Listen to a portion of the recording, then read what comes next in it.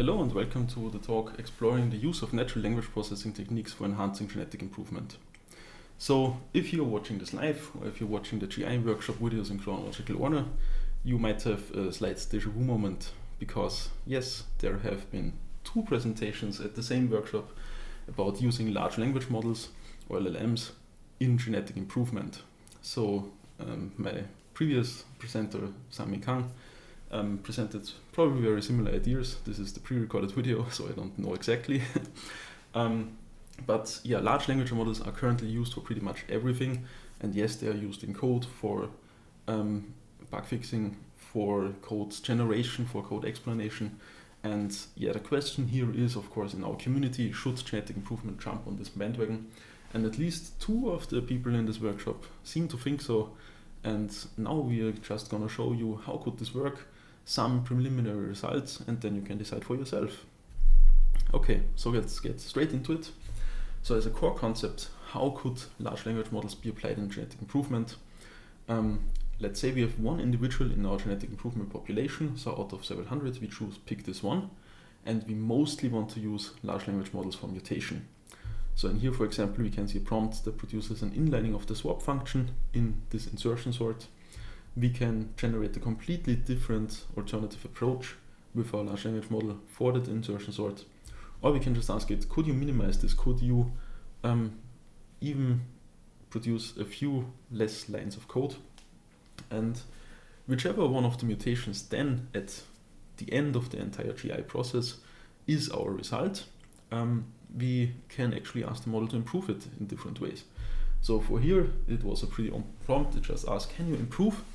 And the prompt actually gave us a template that got rid of we want to just go from a primitive integer to object integer type and move it basically to a template in C to be more generic, which is a pretty good idea. And then, of course, we can also ask it, hey, can you add some safety measures and can you add documentation, which the model also does pretty well. So with those core concepts, what exactly could we use large language models for genetic improvement? So first of all, in the mutation, we have endless options. We can use it to produce recursive or iterative versions of the same algorithm.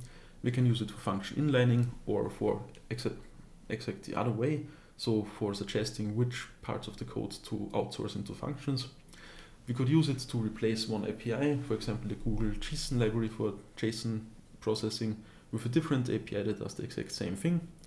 We can use it for repair of GI-generated mutations, basically just ask it, hey, this statement that GI produced does not work, could you think of a way why, and produce another patch for our patch. So most simple one, add a variable that wasn't there in GI. And of course, we can also ask it for non-functional considerations like, could you add security to this code? So let's look at a few examples of how this actually looks in the real world. And for our example, we took a listing that transforms a simple integer array type into an object integer array type. And we took that listing from a previous publication in the GI workshop, so in one of the older versions, I think 2022.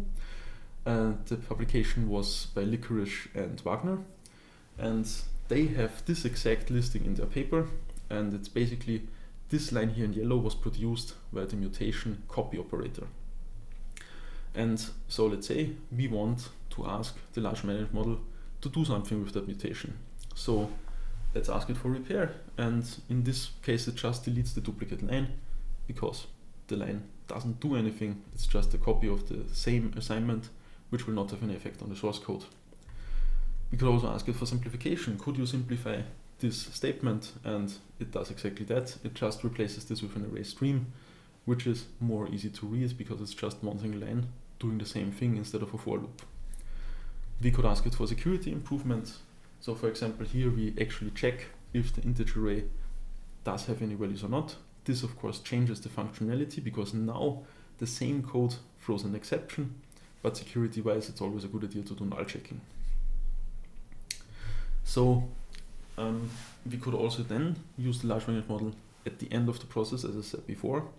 What can we use it for in this place? We can use it for patch explanation, we can use it for documentation, we can use it for type hinting, and so on, for all of the manual labor that would still have to go into actually getting a patch from GI and giving it to developers so they actually trust in that code.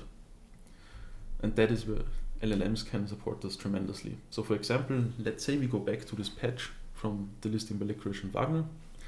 We just asked the large language model, what does this do? And it gives us a pretty precise explanation. It actually tells us, yes, this is an assignment from one array to the other. And it's also duplicate code. So the second sentence, it is duplicate and will have no effect on the result, was actually produced by the large language model and gives very good information to the developer. So we can also ask it for documentation, and this is pretty impressive. That was with ChatGPT. So not only does it generate the documentation for the function that we actually wanted the documentation to have, so it tells us, okay, what does this do? It tells us about the parameters, the return type, and the exception throwing, but it also adds information to the lines of code, and what was completely unasked for, it also documents the class, which is pretty great. So technical depth in the future might be covered very, very well with large language models. So what are challenges in this domain? So the biggest challenge is the cost. Not really for the explanation and the post-processing part, because that's just few calls to an API. That's something viable. But with mutation happens hundreds or thousands of times during one single genetic improvement run. And in that case, you either have to at least consider tremendous API costs, or you have to consider hosting your own model if it's open source. And that might also be a problem, because just for example, Flan T5XL, which is the smallest model that actually has some good results for mutation of source code, already consists of 68 gigabytes of data. Code T5 is smaller, but also doesn't produce that good results. GPT you can't download at all, and the newest one on the market, StarCoder, also has a few gigabytes, so you need to consider this in the GI process, which is already pretty expensive to do anyway.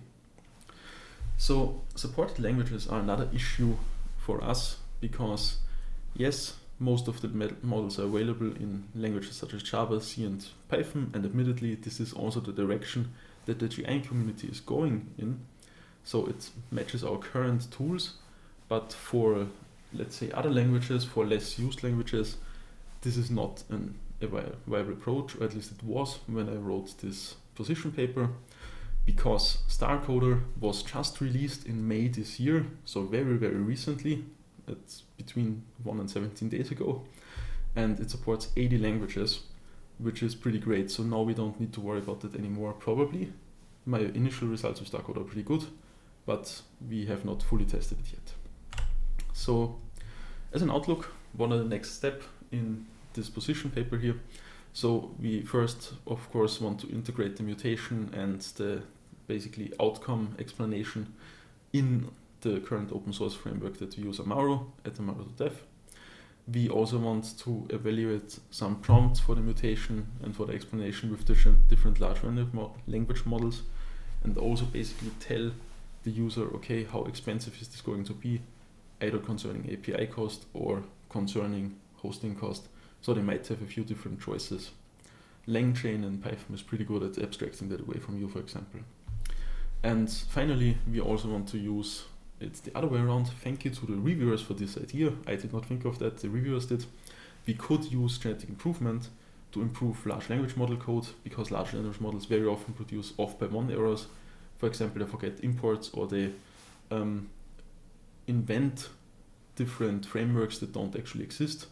And we could use GI to fix those patches that LLM produces again as well. So it could be a cyclic process as well. So that's it. If you are watching remotely, you can also ask me your questions under oliver.krauss@fh-hamburg.at at this email address that you can see here currently on the screen. And if we are currently live, I'm in the call and also happy to answer questions. Thank you very much for listening, and I hope to see you at the next GI event in person again.